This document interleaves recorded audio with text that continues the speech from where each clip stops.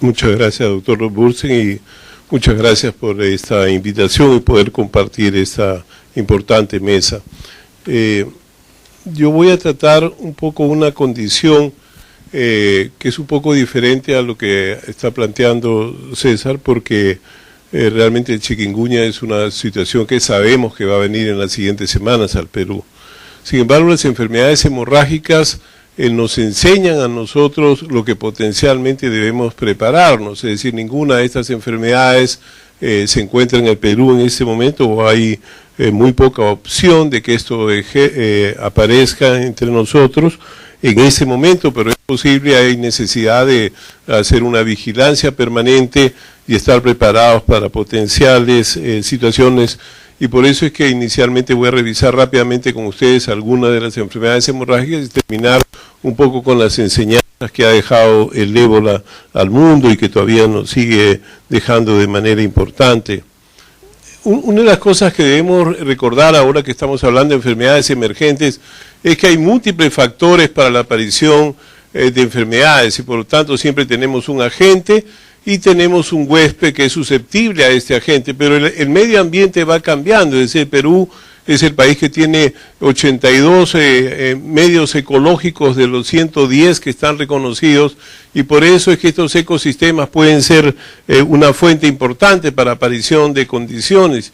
Y el cambio climático que se ha hablado claramente nos pone en la situación de tener poblaciones susceptibles que por primera vez entran a áreas nuevas, y este cambio puede aumentar el potencial de transmisión y aparecer brotes que después se vuelven pandemias o epidemias. Entonces, dentro de ellos, los virus que producen fiebres hemorrágicas son 4 familias diferentes. Cada una de ellas tiene unas características clínicas importantes, algunas de ellas pueden responder al tratamiento, en otras hay la posibilidad de tener vacunas y en otras todavía no tenemos casi nada, en razón de que han sido enfermedades poco reconocidas. Si uno pasa a la lista de los arenavirus, esos son los que tenemos en América Latina, el virus Junín, que produce la fiebre hemorrágica argentina, el machupo, que aparece en Bolivia, en la zona, digamos, selvática de Bolivia, y en Venezuela el guanarito en lo que se llama la zona de Portuguesa.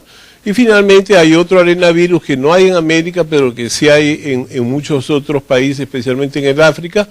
Tenemos los bunyavirus, donde característicamente tenemos la fiebre hemorrágica del Congo-Crimea, y tenemos las lesiones producidas por hantavirus o hantavirus, y entonces tenemos un grupo que produce más lesiones renales o pulmonares más que hemorrágicas, pero también se dan efectos hemorrágicos. Y finalmente tenemos los filovirus, precisamente Dan Bausch ha estado trabajando en ambos en el África, que aunque fue reconocido en Marburg, una zona alemana, en realidad toda esta enfermedad venía del África. Y finalmente lo que ha comentado César sobre dengue y fiebre amarilla. Los arenavirus en realidad tienen una apariencia de virones.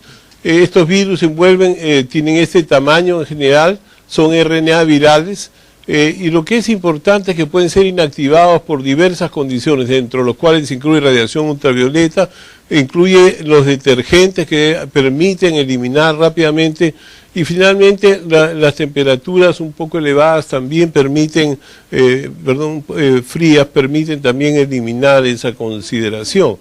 Dentro de las fiebres hemorrágicas, estas son de nuevo las que hay.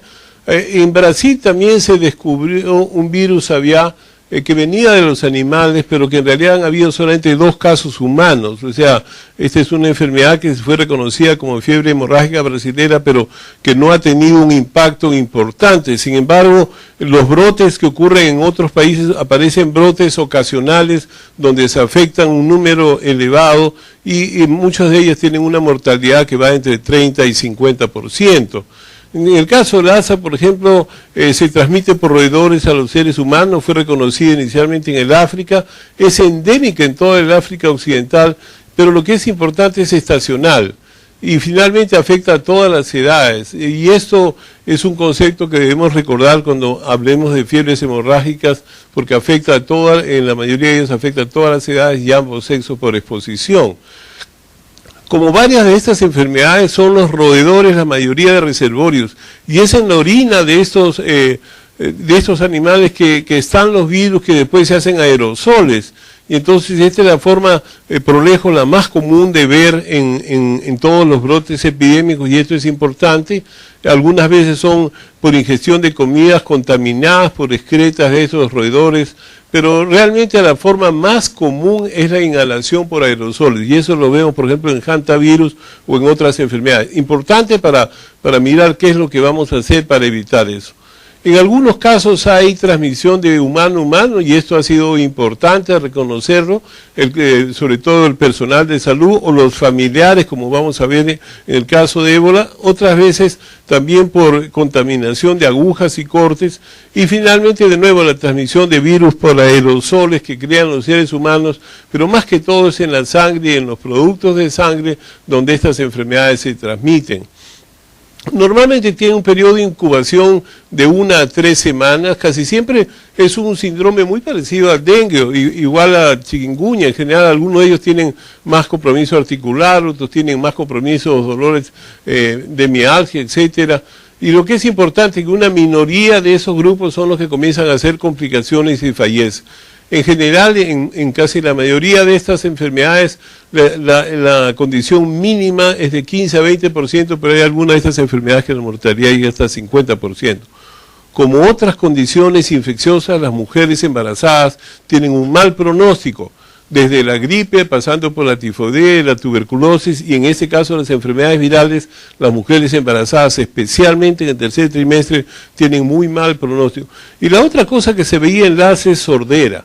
Este es un efecto que ha comenzado a reconocerse ahora con los sobrevivientes de ébola.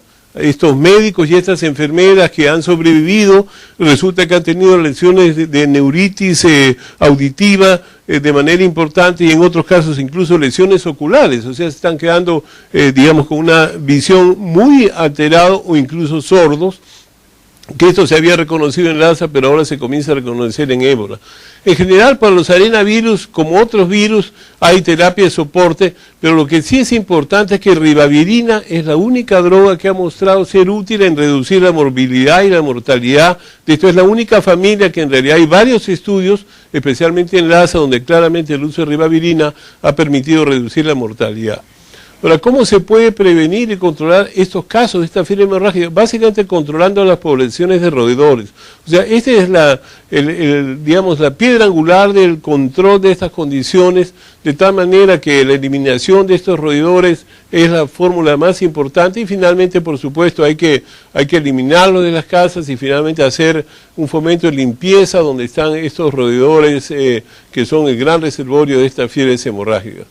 Otra de las fiebres hemorrágicas son los hantavirus. Ustedes saben que fue reconocido el hantavirus, fue reconocido en el río Hantan en Corea, y en estos casos lo que había eran lesiones, digamos, con compromisos de proteinuria. Habían pequeños focos hemorrágicos y la mortalidad siempre era baja.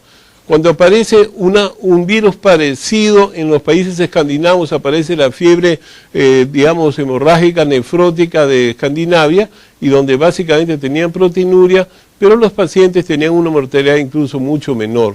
Y después aparecen en las Américas, hace algunos años, el hantavirus, que se da especialmente en los Estados Unidos, en indios de una zona digamos, del sur de Estados Unidos. Ahí la mortalidad es 40% y tiene lesiones pulmonares, y las hemorragias son pequeñas.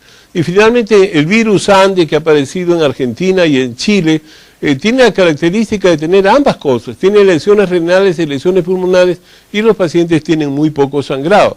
De todas maneras, en Iquitos ya fue reconocido 3 casos, pero en Chile, por ejemplo, los chicos que hacían, digamos, los Boy Scouts que dormían en el campo, han muerto un número importante de estos chicos por haber adquirido inhalando los sitios donde había orina de esta condición. Y finalmente, por primera vez, tanto en Chile como en Argentina, se reconoce que hay una transmisión de ser humano a ser humano en los Hantan, cosa que no se reconoce en ninguno otro de estos virus.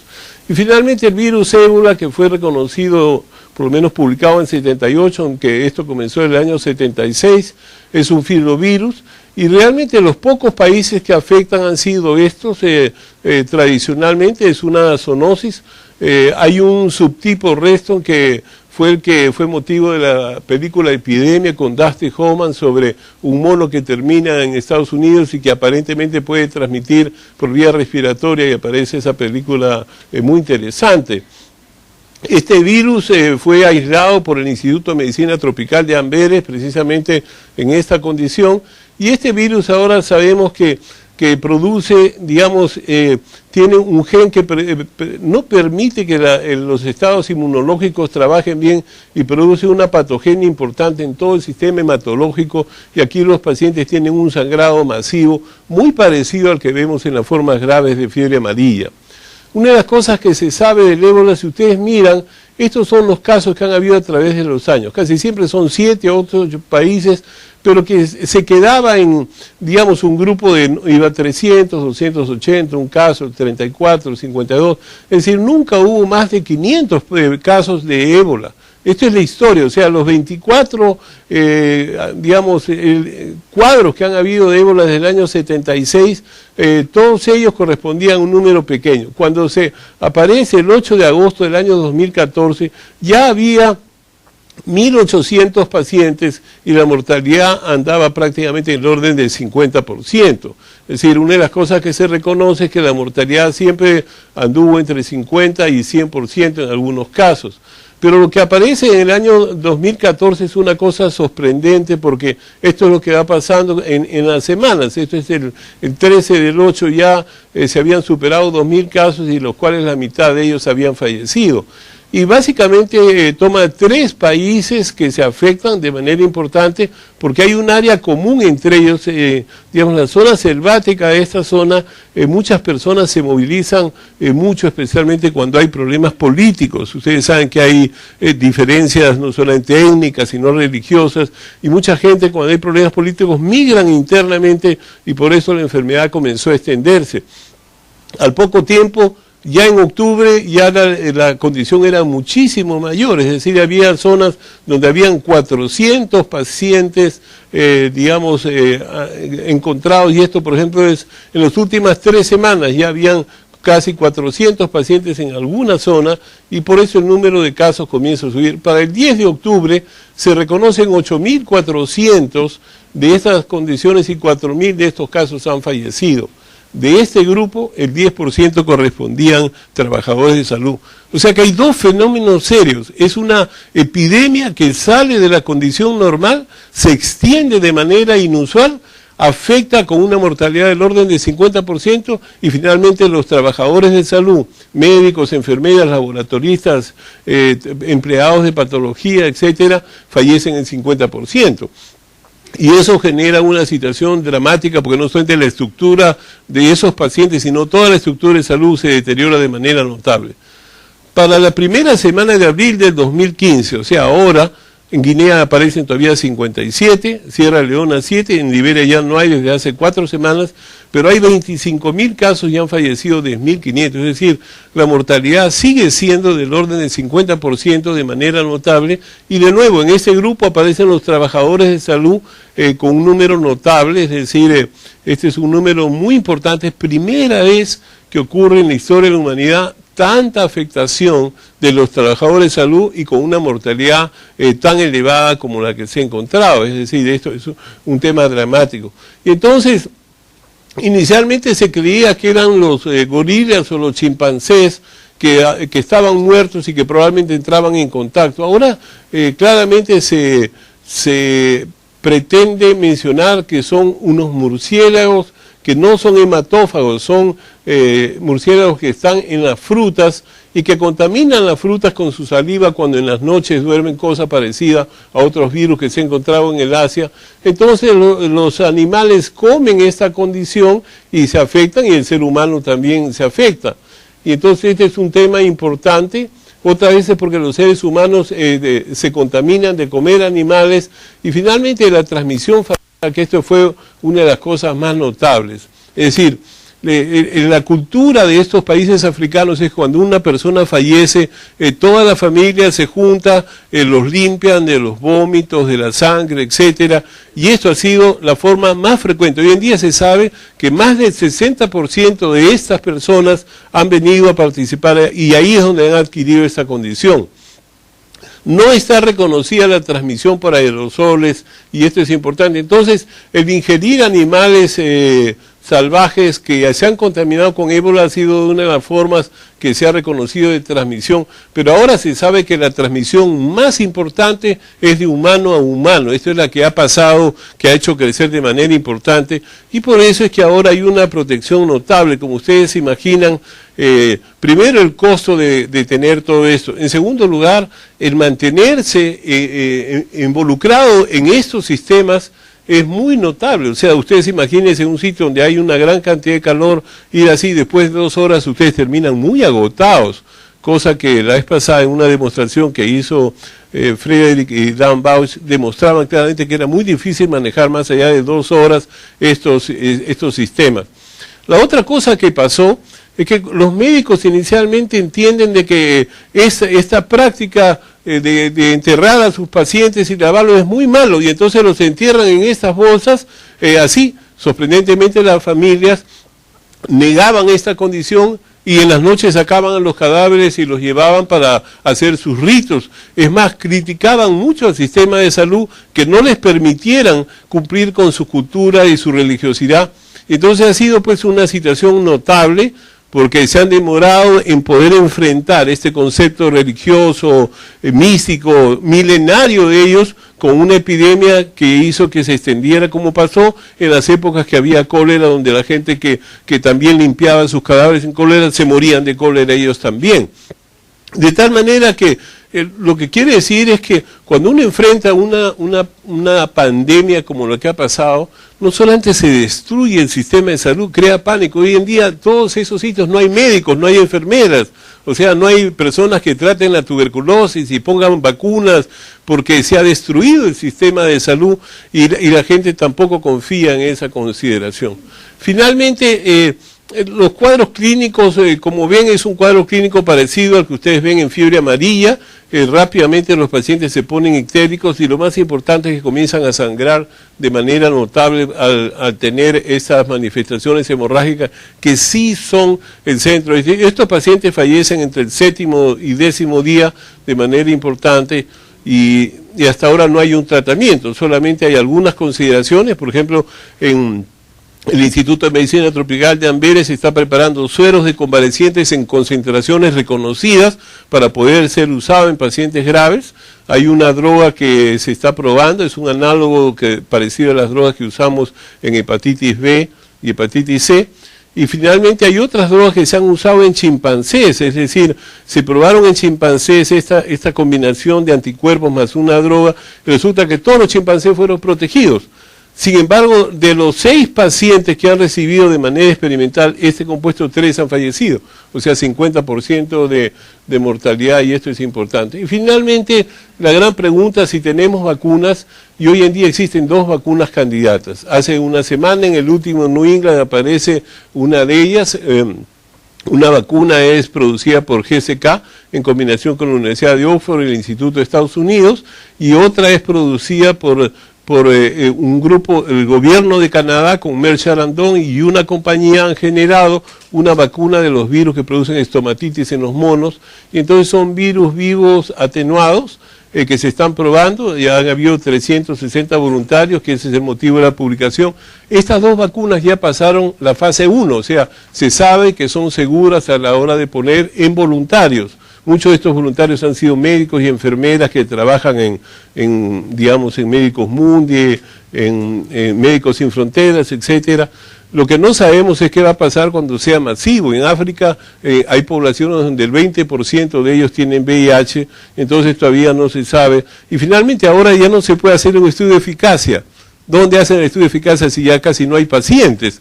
Entonces va a tener que esperarse, digamos, a que haya una siguiente brote en algún sitio de África para inmediatamente tratar de probar si la vacuna sirve. Entonces es una situación compleja que creemos que nos debe enseñar a nosotros cómo estas enfermedades, que entre comillas son raras, que no tienen implicancia, que durante 25, 30 años no han tenido impacto, hoy el mundo, la humanidad se ha movido, incluso hoy en día los grandes fondos de investigación se han movido a estudiar más el ébola, porque ahora se convierte en una enfermedad que si llega a un país y comienza a haber transmisión de un ser humano a un ser humano, se vuelve casi inalcanzable, es decir, el costo del manejo de una enfermedad con una mortalidad del 50% se vuelve un tema muy severo. Así que esto es un poco algunas de las lecciones que nos ha enseñado el ébola, y esto es un poco algunas de las lecciones que nos enseñan las enfermedades hemorrágicas. Muchas gracias. Muchas gracias, doctor Gotuso. Pues evidentemente la conferencia que me ha dictado el doctor Gotuso es inquietante, es muy importante. Las enfermedades infecciosas, sobre todo las virales que actualmente están amenazando a la humanidad, tienen que tener deben dar una preocupación especial al mundo médico. Después vamos a dar la palabra a algunos miembros del auditorium para que hagan algunas preguntas y se les pueda absolver algunas inquietudes que pueda haber. Pero ahora, para terminar la parte expositiva, tenemos al doctor Alejandro Llanos Cuentas, de la Universidad Peruano Cayetano Heredia. Él es académico académico de número de la Academia Nacional de Medicina, experto en malaria, y nos va a hablar sobre el control de enfermedades infecciosas transmitidas por vectores. En la parte introductoria le dije que había una alarma, que se ha hecho pública inclusive a través de periódicos, que la fumigación que se está haciendo en el norte para controlar a la Aedes aegypti se está haciendo con insecticidas piretroides que ya han creado, que los insectos han creado ya resistencia a ella, y que hay que ver si es que hay otros procedimientos o en realidad es una situación que nosotros como Academia Nacional de Medicina e Instituto Nacional de Salud, que si aquí se lo ha hecho, debe colocar a la opinión de los expertos qué es lo que está pasando para que tengamos un real control de la situación en estas enfermedades transmitidas por vectores.